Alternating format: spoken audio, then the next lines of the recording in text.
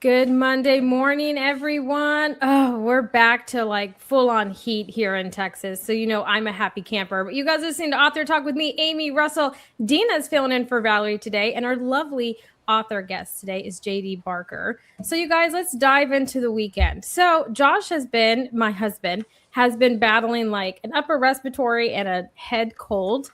And so he's just been kind of hanging out. He's also got some pretty big projects going on at work. So he's just stayed busy doing that. But the girls, it was their week back from spring break at school, which is great. But this time change of getting up early has killed me in making that happen. So this weekend, you guys, I know it's a huge shock for everybody, but I spent it trying to get caught up on my laundry because you guys know. Why do you say that every weekend? I'm terrible. It's not every weekend. Last weekend I was bullied and I was so busy. But anyways, it's not every weekend, JD. Russell comes with a disclaimer.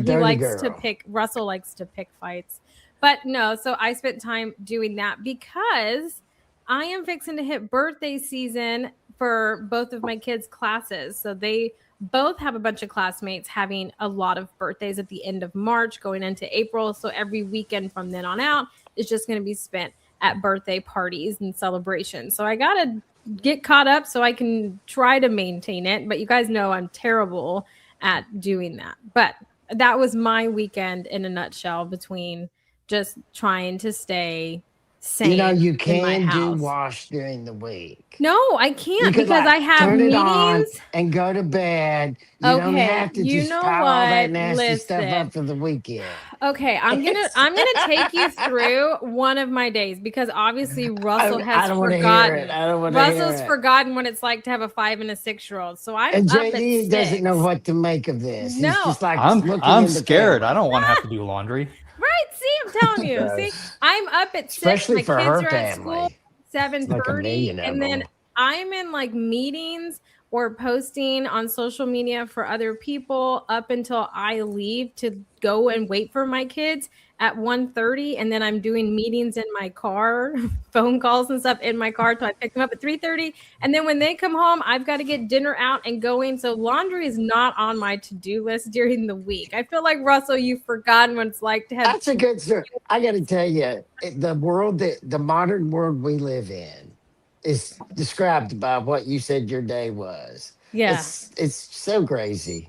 It's so fun, much faster than it was 40 years ago. Yeah, it's fun, high pace. So my weekends doing laundry has turned into a goal that if I can accomplish. But I know you guys had more exciting and fun weekends. So Dina, what did you do this weekend? I worked. Okay, so Dina, I'm still trying to week off. I know, me and Dina are catching up. We're catching up. Me and Dina are trying to catch up. What, Russell? On your new computer. Yes. On my new computer that I could launch the space shuttle. I'm telling you.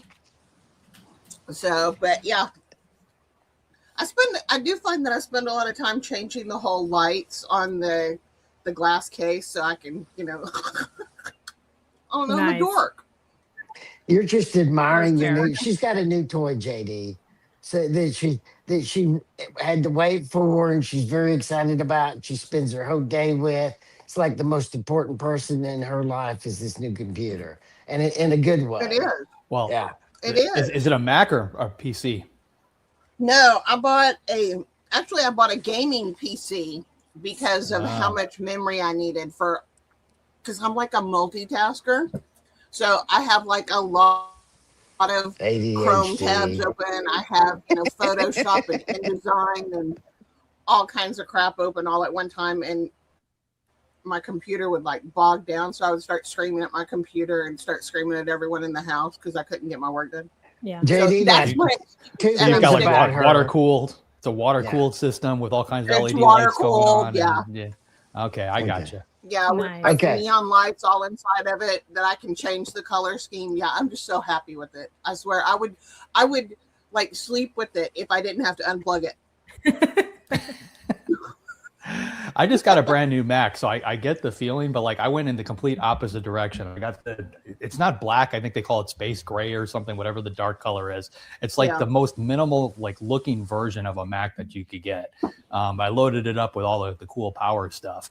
I switched to Macs when I left the corporate world, and like I haven't looked back. I hated PCs back in the day, and like I've been just Mac after Mac, and like my last one just died. It was like on its last leg. So I had to do it. But that feeling of getting a new computer, I don't know what it is. It's like getting a new car. It's like one of those things, that just feels so good for a little while. Then you start looking at the next gen. And then you have to like get everything ready to like migrate to the new computer, right? So you're like freaking out over that. It takes so much time, especially when you're migrating for business purposes, because you have so much software you have to migrate as well, and you have download. So, but I don't know. The whole glass case kind of makes up for it. It's a whole light show under my desk. It's great. That's fair. See, that makes me happy just to listen to how happy she is. Dina's never happy, even when she does beautiful work. Which she does. She's not really happy with it. For some people, it's getting that load of laundry done. For Dina, apparently, it's getting a new computer. Yes. So it's nice. Yes, that's very well put. I'll start with a new computer. I like it. So what did you do? Yes, go JD. Go. No, go. I live in New England, so we've gotten pounded by snow this year. And I'm always trying to stay ahead of the snow. So being an author, like companies send me random things because they want me to put them in my books. So a few years ago, this company out of China sent me a robot snowblower. Which is awesome. Like you program it knows your driveway. Once you get it all set up, you hit one button on your phone, it goes out, it plows the whole thing, goes back to its base. It works great when it's working, but it doesn't always work. So I still have to have some kind of snowblower as a backup. And I hate gas stuff. So I bought a battery powered one a few years ago. And it's been fantastic, but it's only good for like maybe 3 to 4 inches of snow. So if I don't get out in front of it and we get more than that, then I get bogged down and it can't handle it. So I had my eyes set on another one that the same company makes. It's and this is really going into the weeds if you don't know what a snowblower is, but it's a double stage snowblower, 80-volt batteries, but it's self-propelled. It's like a huge monster of a machine, and it can do up to 24 inches of snow at a time. Nice. I've been trying to find one for months and months, and I finally got one at the local Lowe's, and they shipped it to me and dropped it off, I guess about 2 days ago. It just showed up in my driveway. But now I have no snow, and like I really want to play with this new toy, So I was out there, like just kind of running it along the driveway and just running the auger and just playing with all the bells and whistles on it. But I guess it was kind of sad because there was no actual snow anywhere around. It is not sad. You're getting ready. And I got to tell you, this is a strange thing to hear from someone that's lived in Georgia and Texas over the last 4 years. I am very jealous. I would love to have a hardcore, heavy-duty snowblower, and I would love to do that. It sounds great to me. It's honestly, it's fun. And, I've only been in New England for, I guess we're about 6 years now. So I keep waiting for the novelty of it to wear off, because I see my neighbors and like they come out and they're trudging along and they don't want to do it. Like I get excited to get out there. And like I plowed one of my neighbor's driveways the other day just because, I just didn't want to stop. I was just having so much fun doing it. I'm guessing at some point that novelty will wear off and I'm not going to want to do it anymore. But I do have the robot to fall back on, so I can pick between the two if I have to. Okay. That's very cool. Yeah. Nice. So as long as you have the robot to fall back on. Yes. So this was road bike weekend for me. When we moved like 3 blocks from Hershey Park, which is a 30-mile long park. And so my wife and I had our road bikes, service this last week. And we spent the weekend in Hershey Park on the road bikes. It was spectacular. Are you in Pennsylvania? No, I'm in Houston now. Houston, okay. Yeah, because the Hershey plant is in right outside of Pittsburgh, and there's a Hershey Park right there. Exactly. No, it's Hershey, named after some corrupt politician from a long time ago. Oh, much better to name it after chocolate. Anyway, we need to thank our listeners after that. We're top 1% on Good Pods, top 10% on some others for book interviews. And we want to thank people. We've been doing this for 10 years. And we never thought that we would be doing it in 10 years. The average podcast, when someone starts it, I think it's like 6 weeks long. We've done it for 10 years.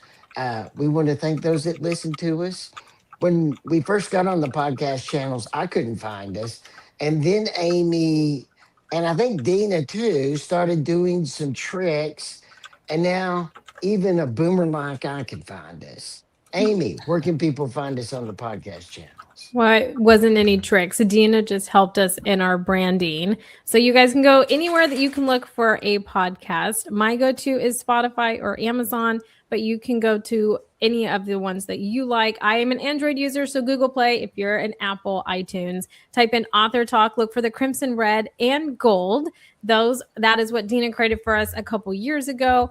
But if you are nostalgic like I am and you want to see how we started to where we are today and have a good laugh with us, you can go to our YouTube channel or our Facebook group and you can see every single one of our episodes in this tenure leading up to it. And it's fascinating to see how we started with Russell's idea and what it's evolved to today. So it's always fun to go back and check those out. But without further ado, let's get JD talking about his writing career and his book. So Dina, Russell, take it away.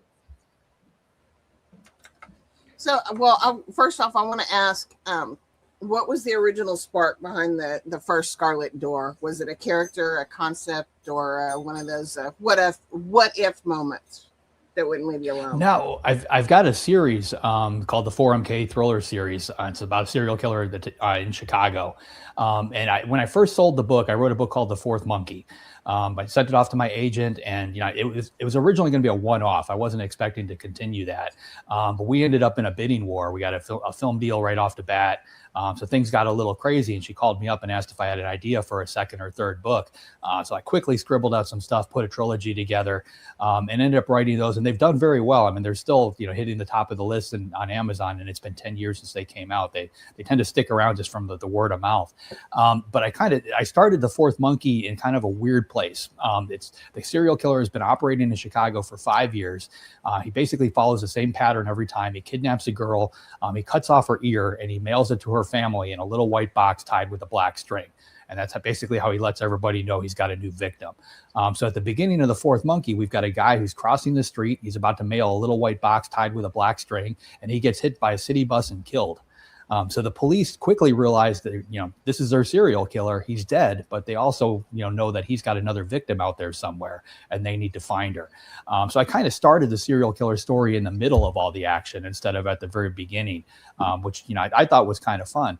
And in The Fourth Monkey, I have these diary entries that basically do flashbacks to the serial killer when he was a kid. They just give you hints at, how he was brought up and basically what shaped him into becoming the killer that he later became. And readers just love those diary entries. So this, when the trilogy was finished, like I kept getting all these requests, to write something else to kind of, explain the backstory on the killer. So that's where first Scarlet Door came in. During COVID, I sat down and I wrote 3 prequels to my trilogy without telling anybody. Didn't tell my agent, didn't tell my editors. I just kind of sat down and wrote them. And I tell the origin story of my serial killer. I basically pick up from when he was a kid and explain, this is what happened to him. This is everything that went on in his life that kind of shaped him into becoming the person that he was. Starts off as a good kid, doesn't end up that way. But it's, that journey is what's fun to see. Well, that's crazy. So, I don't know. Are there really a lot of books about the anti-hero that are out there? Do they get a lot of traction? You said that the readers loved the diary portions of your books. Yeah, they end up rooting for the killer in these books, and I purposely did that. A lot of books are bad guy. They paint everybody as very black or white. I tend to try and find the gray areas in between. You could take the worst person on the planet, and if you dig hard enough, there's somebody out there that loves them. They might have a pet. Maybe they've got a hobby. There's always some kind of good quality there. that shapes everybody. Nobody is 100% bad or 100% good. We're all operating somewhere in the middle. So with Anson Bishop, my serial killer, I really doubled down on that side of it. I showed you the good parts about him and showed you, how outside influences and other things can actually force somebody to become somebody, like what he eventually does become. And I think that's the part that the readers really find fascinating, because they don't see that anywhere else. Typically your killer is the bad guy from jump, and that's just the way it is. And nobody tells you how they got there. But learning how they got there, to me, is fascinating. Well, when you were mapping it out, did you have any idea when you were mapping it out that you were going to go back in time to do your prequels for the Fourth Monkey series? Or did it not at all. I mean, I when I finished up the last book in that trilogy, I thought I was done with it. But it's one of those things. The fans, I go all over the world, and they keep throwing these books down in front of me. They want more. They want more. They want more. So I wanted to do something that was different, give them something, not necessarily what they would expect, but give them more to the story, which is why I went back in time.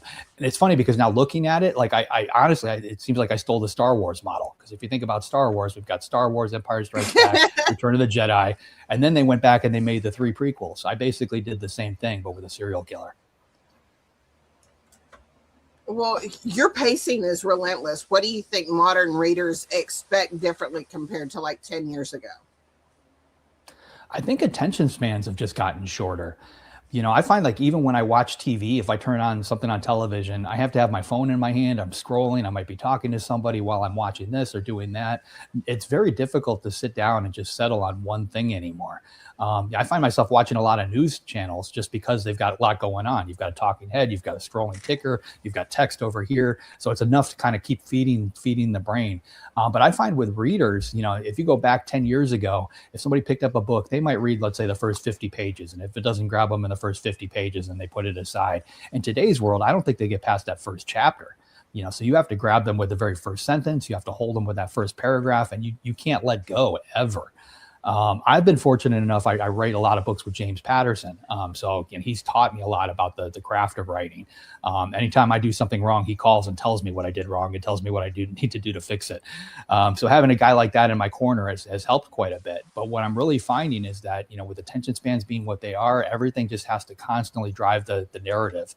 There's no room for fluff anymore. Even if you read something like Silence of the Lambs, there's a lot of, slow moments in that book. I don't think it would hold up quite as well if it were to come out today as it did back in the day. Back then you could get away with that. Today you really can't. Well, going to you working with James Patterson, what exactly did he teach you about storytelling or discipline that changed how you write today? Oh, it's been immense. We talk about business too. Like we spent so much time talking about business. But initially when we sat down to discuss the idea of working together, we didn't think we'd be able to, because he is a notorious outliner. And I'm a pantser, or I was a pantser. So I basically came up with my scenario, my characters. I kind of dropped these people in the middle of something and just kind of let the story tell itself on paper. So 2 very different writing styles. So we had lunch and we talked about this, and I walked away from it thinking, well, I just had lunch with James Patterson. That's a win, but I don't think it's going to go anywhere. Then a couple months later, he called me up and he said, you know what, let's try it your way. Just this once. I want to try pantsing a novel.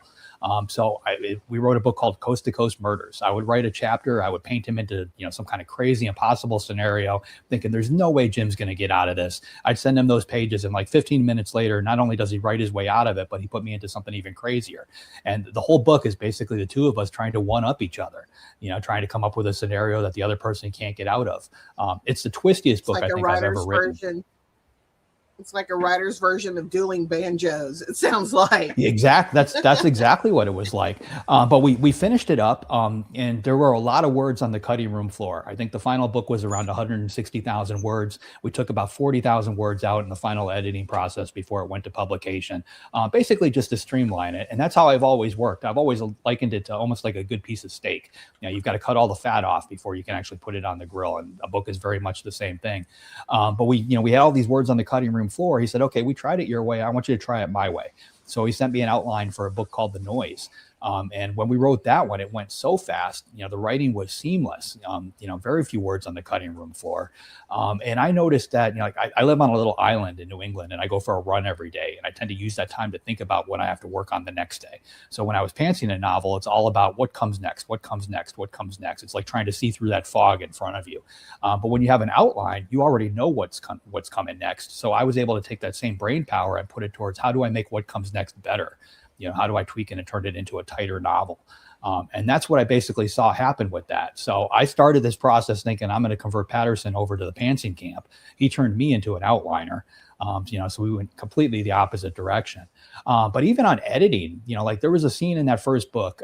It was a dinner scene. So we had a bunch of characters just sitting around a table. They're having dinner. There's a conversation that had to happen, mainly because we had to get a couple of points across. And to me, it seemed like the best way to do it.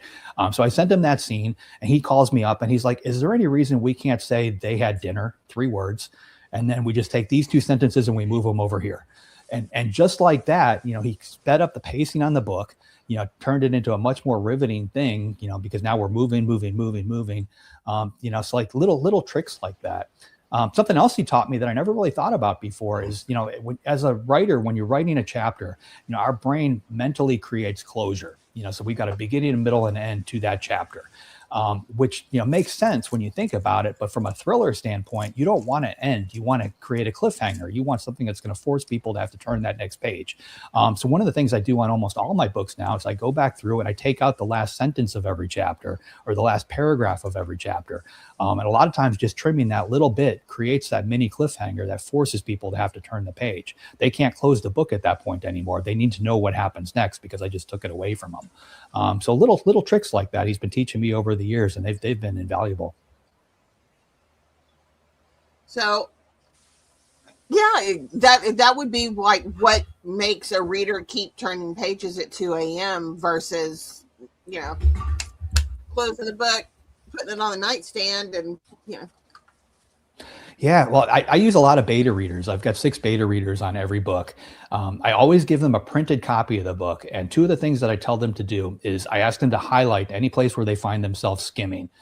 So if they're skimming through the text, I make them highlight it. I want to know where they think it's okay to do that. But more important to me is I tell them to mark wherever they close the book. And I don't care if it's because they have to make dinner or they've got to pick up the kids for school or they have to do laundry. I don't care what the reason is. I just want to know where they thought it was okay to do it. And when I get all those copies back from my beta readers, I look for patterns. If I see multiple people closing that book in the same place, I'll try and find some way through the writing to change that, to make it impossible to close at that particular spot, and try to take that away from them. Russell, do you have a question? Yeah, first, I want to thank you. You are giving so many great little tricks that you use to make your writing better. So, JD, thank you very much. Oh, absolutely. I have like 100 questions on your runner. So, what's your long run every weekend? Uh, uh, have you had some critical or complaining reviews about turning your bad guy into the good guy? And what was your personal reaction to that? And tell us more about the diary and how you came up with that idea of the diary of when your guy was younger. So I know there's a lot of questions, but but I'm heavily caffeinated, so I think I got them all. Okay. So the diary, I had never gotten pushback from people because I made the bad guy less of a bad guy. When you close the cover on Fourth Monkey, it's almost hard not to tear up, for the bad guy. Like I put him in a particular position, you feel horrible for him. Even though he's the bad guy. And that was intentional. There was a lot of edits, a lot of rewrites in order to make that happen. The diary entries came about simply because of the framework of the book. I kill my killer at the very beginning of the book, but I wanted him to be part of the story. The only way that I could think of to do that was, for the police to actually find a diary of his, where they can have, flashbacks and basically tell his, little bits and pieces of his origin story, but just enough to give you to create a character, create a person.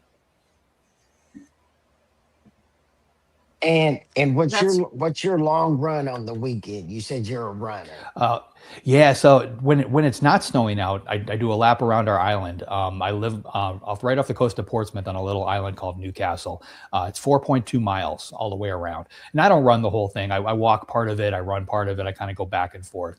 But 4.2 miles takes me about a little over an hour to get from start to finish, and then I come home and I've got a home gym here, so I work out.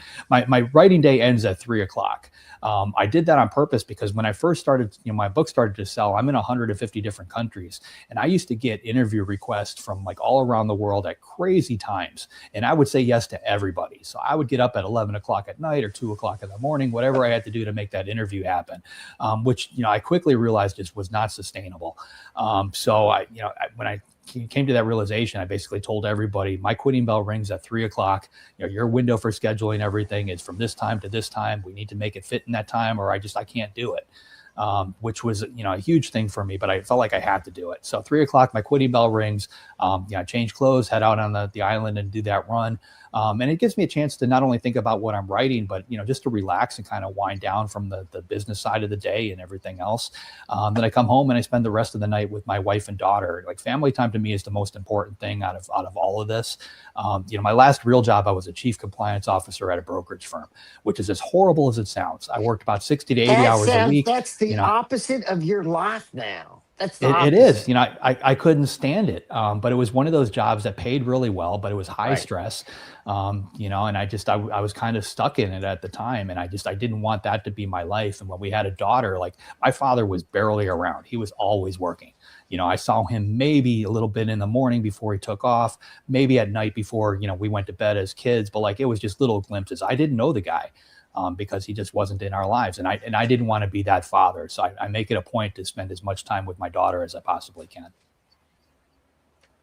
Well, at what point did you start thinking of writing as a career versus, just a creative pursuit? When did you start thinking of it as a business? Oh, well, I've always loved writing, but my mom, when I was a kid, she basically drilled this into my head. She said, writing is a fantastic hobby, but you can't make a living at it. You have to get a real job. And she felt the same way about painting, about, and any of the arts. So I didn't know any better. So that's what I did. I went off to college. I got a couple of degrees and I ended up working in finance. But behind the scenes, I would write. I worked for a bunch of newspapers and magazines. That quickly turned into a side hustle as a book doctor and a ghostwriter, basically helping other people fine tune their manuscripts and tweak them, rewrite them for some people, sometimes for editors, sometimes for publishers, sometimes for agents. But I would do that at night. So I was working the corporate gig during the daytime. I would come home and work on these writing projects at night, basically to stay sane. And I did that for 23 years. And over those 23 years, I had 6 different books that hit the New York Times bestseller list that all came out with other people's names on the cover that I had essentially written, which gets really old after a while. So when number 6 hit up, my wife pulled me aside. She said, listen, I know you want to become a full-time author. Let's figure out a way to make this happen. But at this point, we were kind of stuck because I had this job. I had, the big salary. We had all the trappings of that. We had a big house. We had cars. We had a boat. So our monthly nut was like around 12 grand a month just to sustain the lifestyle. We couldn't just pick up and leave because I needed the job to support us. So she came up with this crazy plan. We sold everything that we owned.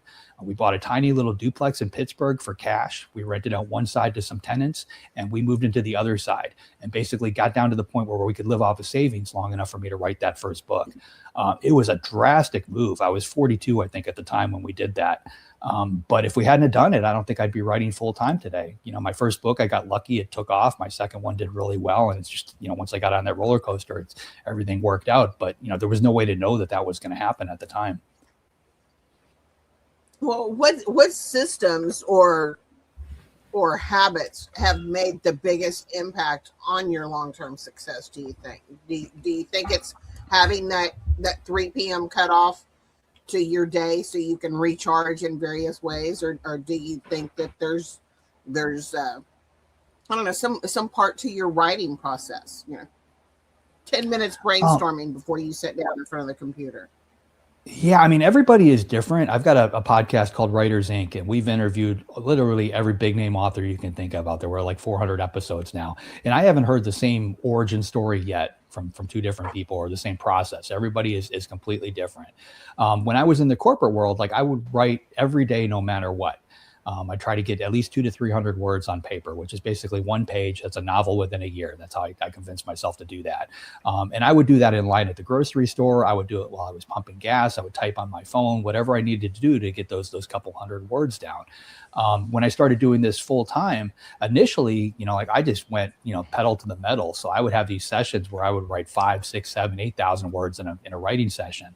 But I quickly saw again that I was going to burn out if I kept doing that, because at the end of the day, it's almost like squeezing water from a rock. I was completely spent. The next day I would sit down in front of the computer and I had nothing left in me. So I was staring at a blank screen for an hour before, it started to kick back in again. I knew that wasn't sustainable. So I changed it up a little bit. I write about 2,000 to 3,000 words per day now. I always end like in the middle of something. So I will end like in the middle of a sentence. I won't finish the sentence, middle of a paragraph. I always know what's coming next.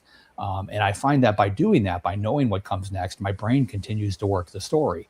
So instead of having this, scary blank page in front of me, and like thinking about that all the time, I already know where the story is going. So I take all that anxiety off the table. So that makes it 1,000 times easier for me, and it's sustainable. So like for me, my magic number is 2,000 to 3,000 words a day. Some authors do 1,000 words a day. Other ones do 5,000 words a day. I think everybody is just a little different.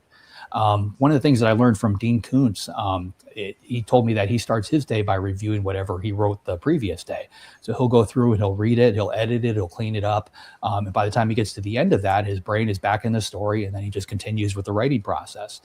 So I've been doing that as well. And I found that it's very, very helpful because I'm basically editing the book as I go. When I get to that last page, there's very little I have to do. I don't have multiple drafts anymore, not in the sense that some people do. I basically have a finished book at the end that just needs to be cleaned up. So, there's a lot of little things you learn over the years. I encourage everybody to try, virtually any piece of advice they get from any writer, see if it fits in your process or, see if it doesn't. You never know. I've got a couple different books I'm working on. I've got one I'm writing in longhand on a notepad. I've got a typewriter down there in the corner where I'm writing another book. I just key out a sentence on it every day when I walk by. I'm always changing it up.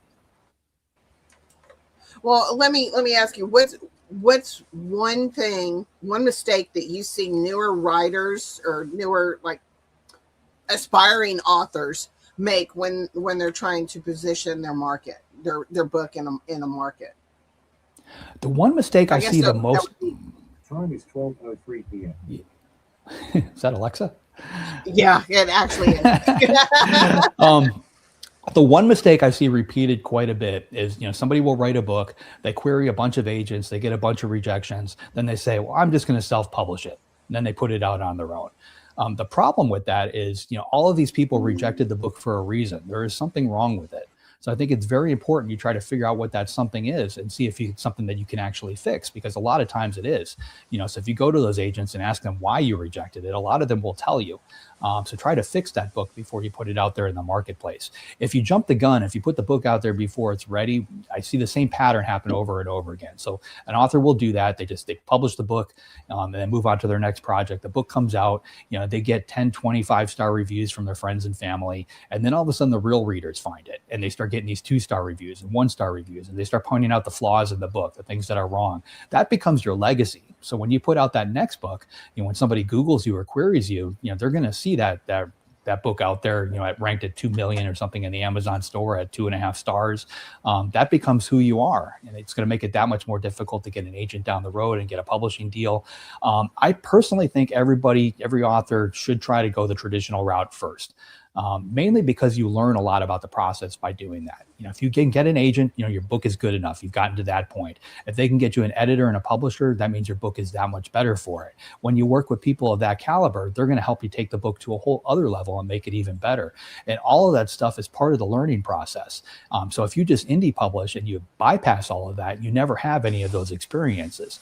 So even the indie authors that I see that, are quote unquote successful, they may have 10, 20, 50 books out there that they published as an indie.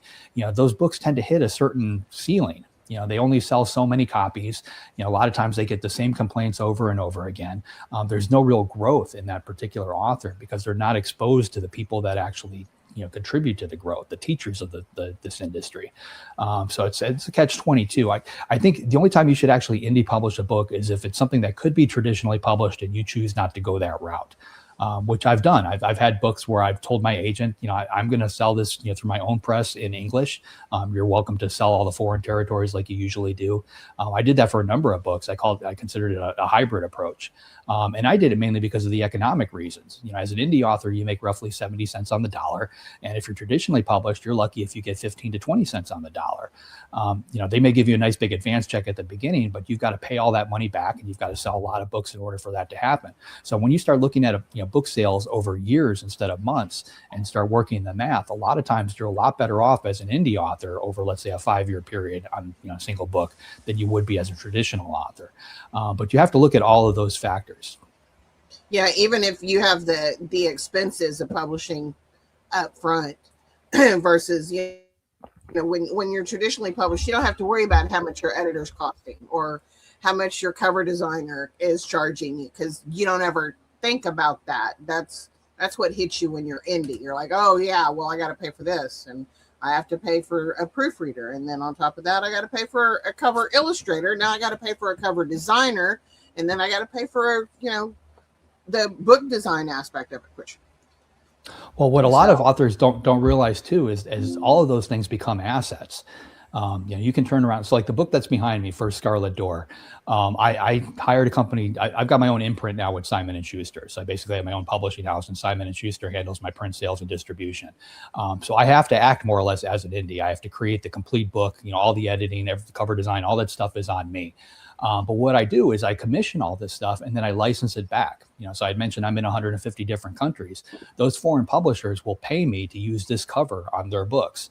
My name at the top is actually trademarked. So they can't print my name in that particular font and that look unless they pay me for using my trademark. So every foreign publisher is basically paying me for the image on the cover of the book. They're paying me to put my name on the cover of the book. And all these things, there's small little amounts, 500 here, 1,500 there, but, it adds up over a lot of different countries.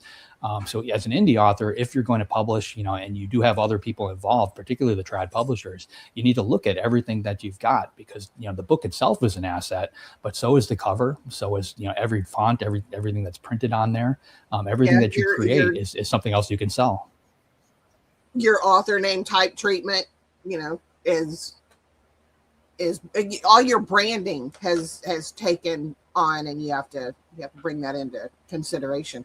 I'd never even thought about selling the assets for, the foreign rights. Sorry, I had a brain fart. So I'd never even considered that. So that's a lot of people don't, and it's funny because like even my name being that particular font, like that's become my trademark. It's become my brand on a worldwide basis now. So publishers, that weren't willing to pay for that before are realizing that if they just put my name up there in some random font versus this font, they're going to sell less books. Like the branded font actually sells more books, because that's, like if you walk into a grocery store and you see the, craft brand, like if they wrote it in any other way, any other font, you probably wouldn't buy it versus that particular font. But like you can walk into a grocery store anywhere in the world and buy Kraft macaroni and cheese, and you're going to see that font. You're going to be drawn to it. It's like that branding becomes very, very important. Yeah, if it doesn't have that branding, you're thinking, is this legitimate? Is it, a fake? Yeah, and it's just not the same thing. So you've got to double down on it. Very interesting. I've enjoyed. Russell has a question. I've learned something talking to you. I really, JD's been like a teacher today, Dina, as both in marketing and in writing. But I've got to ask this. Okay, I know that some of your associates and family knew you were going to take that shot with your own novel before it. They could predict it because you wrote the other 6 books. But when you finally decided to pull the trigger, number one, don't you have a wonderful wife that supported you like that would do that? So that was an awesome story. But how'd your mother react? How'd your coworkers react? How did your friends react? How did your wife's friends react? What do you have some funny stories about that? It's definitely weird. Because I had told my boss, years before, like the only way I'm going to leave this company is if I become an author and I get to do that full time. And I think he saw that as a safety net, because like, what are the odds of that actually happening? But it did play out. I just went back. They had a 40-year company reunion about 6 months ago down in Florida, and I flew back for it. Which was really fun because I got to see a lot of those people, because even when I left, at that point, like I hadn't really sold any books yet. Like we didn't know if it was going to work, but they've seen what's happened since, so now all of a sudden I've got, this baggage that I bring with me, so it's kind of played out, but it's fun. It was kind of like going back to my high school reunion, as a successful author. I think with anything, like we didn't have a plan B, and I think that was important. There was no fallback. Like this had to succeed or there was nothing, so like there was no option. So Stephen King worked in a laundry on purpose because like he knew that, the only way to get out of there was to start selling books. I got trapped in the corporate world because of the opposite problem. I had, a high paying job. It's hard to walk away from that. And I think a lot of people do get trapped in that. I went to the dentist the other day and the woman who was cleaning my teeth was telling me how much she wants to become a painter. And like, we have had that same conversation year after year after year when I go in there, and she has yet to make, you become a painter. Like she is still there cleaning teeth. Like you have to be willing to pull the trigger, and sometimes you have to do something drastic in order to do it.